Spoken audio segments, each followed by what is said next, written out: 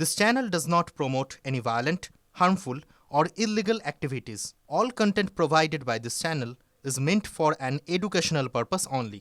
২৬-এর বিধানসভা ভোটকে সামনে রেখে প্রচার কৌশল তৈরি বিজেপির। বাংলায় বিজয় পতাকা ওড়াতে প্রচার রথে সওয়ার হতে চলেছে রাজ্য বিজেপি। আর এই রথযাত্রা শেষে ব্রিগেডে হবে প্রধানমন্ত্রীর সভা। একাধিক ইস্যুতে রাজ্যের শাসক দলকে আক্রমণ, মানুষের দরজায় দরজায় পৌঁছে যাওয়া, বিধানসভা ধরে ধরে প্রচারে চার্জশিটের মতন কর্মসূচি চলছে। তবে বিধানসভা ভোটকে সামনে রেখে প্রচারে ঝড় তুলতে পরিবর্তন রথযাত্রার পরিকল্পনা বিজেপি। মঙ্গলবার কলকাতায় রাজ্য নেতৃত্বের সঙ্গে বৈঠকে পরিবর্তন রথযাত্রা পরিকল্পনার সবুজ সংকেত কেন্দ্রীয় নেতৃত্বে। ১ মার্চ থেকে বিজেপির পরিবর্তন রথযাত্রা, ১০ মার্চ পর্যন্ত রাজ্যে ঘুরবে বিজেপির ৯টি রথ। ১ মার্চ ৫টি ও ২রা মার্চ ৪টি রথ পথে নামবে। ২৯৪টি বিধানসভা ছুঁয়ে যাবে বিজেপির এই রথ। রথযাত্রাগুলির উদ্বোধনে থাকবেন অমিত শাহ, নীতিন নবীন, জেপি নাড্ডা, নীতিন গাডকারি, রাজনাথ সিংয়ের মতন কেন্দ্রীয় নেতারা।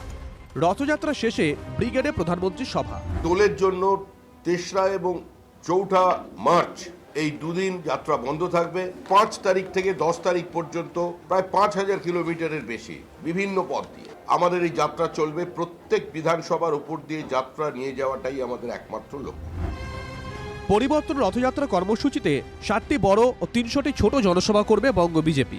সূত্রের খবর, ১৮ তারিখ ব্রিগেডে হবে প্রধানমন্ত্রীর সভা।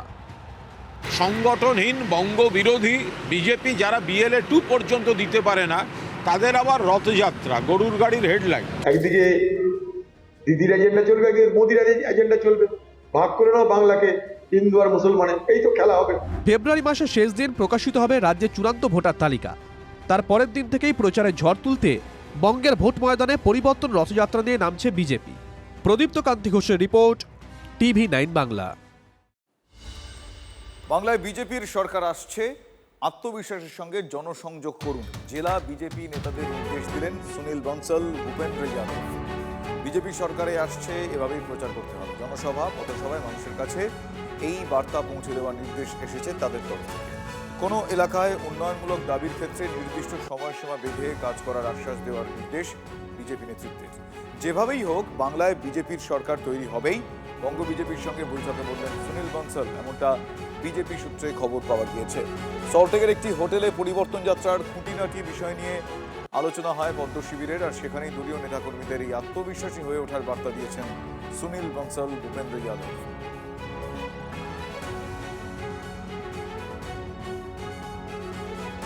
ড্যামেজ কন্ট্রোলে প্রতিকুর রহমানকে ফোন বামফ্রন্ট চেয়ারম্যান বিমান বসুর। আলোচনায় বসার ডাক প্রতিকুর রহমানকে। যাদের বিরুদ্ধে অভিযোগ তাদের জানিয়েছি, তারা চিঠির উত্তর দেননি, অভিযোগ প্রতিকুরের। আলিমুদ্দিনে বৈঠকে বসতে ভরসা পাচ্ছেন না তিনি।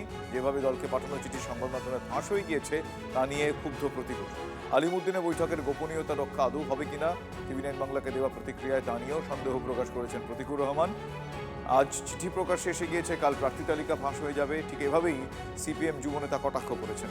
ফলে রাজনৈতিক ভবিষ্যৎ কি, এ প্রশ্নের উত্তরে তিনি বলেছেন সময়ের কাছেই সেই উত্তর রয়েছে। অনেক রাজনৈতিক দলই যোগাযোগ করেছে তার সঙ্গে, এমনটা জানিয়েছেন প্রতিকুর রহমান।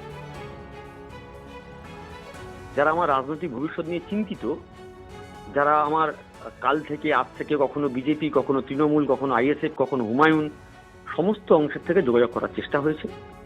আমি CPIM পার্টি করতে চেয়েছিলাম, আমি তাই দলের অভ্যন্তরে বলেছিলাম আমি দলের সঙ্গে বসতে চাই। যে যারা এই দলের অভ্যন্তরে CPIM অফিসিয়াল হোয়াটসঅ্যাপ গ্রুপের খবর বাইরে লিক করলো, তাদেরকে আইডেন্টিফাই করা হোক এবং তাদের দৃষ্টান্তমূলক শাস্তি দেওয়া হোক। আজকে প্রতিকুর রহমানের চিঠি বের হয়েছে, কালকে CPIM এর অফিসিয়াল দলের লিস্ট ঘোষণা হবে, পরশু দিন আবার CPIM এর কনফারেন্সের কমিটির লিস্ট বের হয়ে যাবে।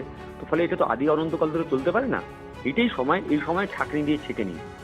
আর যদি সেটা ছেঁকা না হয়, তাহলে এটা বুঝতে হবে যে বা যারা ওখানে আছেন কোনো প্রভাবশালী নেতৃত্ব হতে পারে, কেউ কেউ হতে পারে, একাধিক জনও হতে পারে, তারা তাদের কাছের লোকদের বাঁচানোর চেষ্টা করছেন।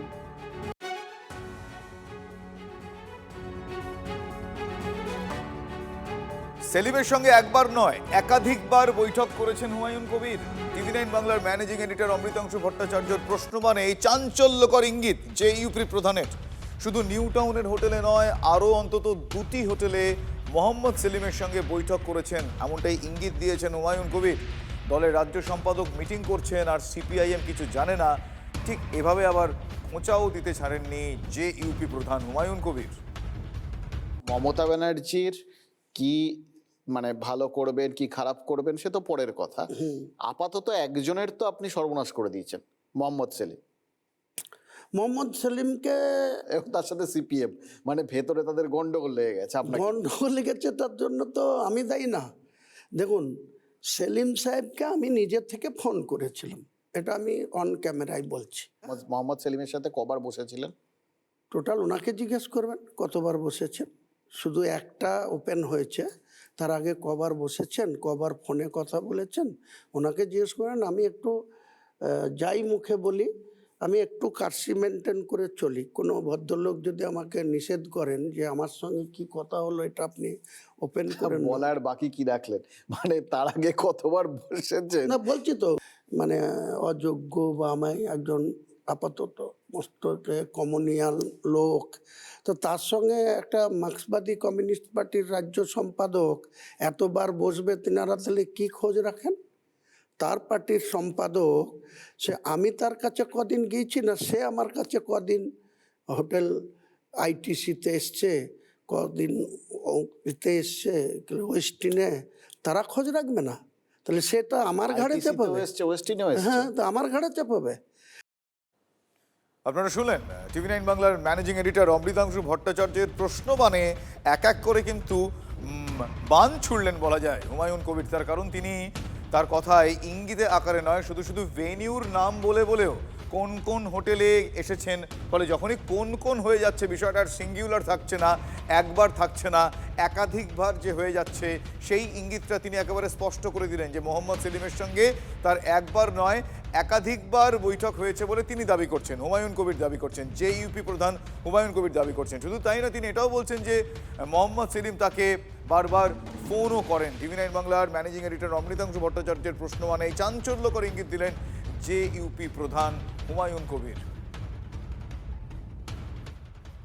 আপনিও সাম্প্রদায়িক, মোহাম্মদ সেলিম সাহেবও সাম্প্রদায়িক, তো দুই সাম্প্রদায়িক একসাথে বসবে, একই ধর্মের দুইজন মৌলবাদী এক জায়গায় বসবে, এটা আশ্চর্যের কিছু নেই। দুজন সাম্প্রদায়িক নেতা হ্যাঁ এক হওয়ার চেষ্টা করেছিলেন কমন এজেন্ডায়, এবার তার মধ্যে কোনো বাধা বিঘ্ন এসছে, মুখোশ খুলে যাবে, সেই কারণে এখন তারা আবার কেউ কেউ পিছিয়েছে।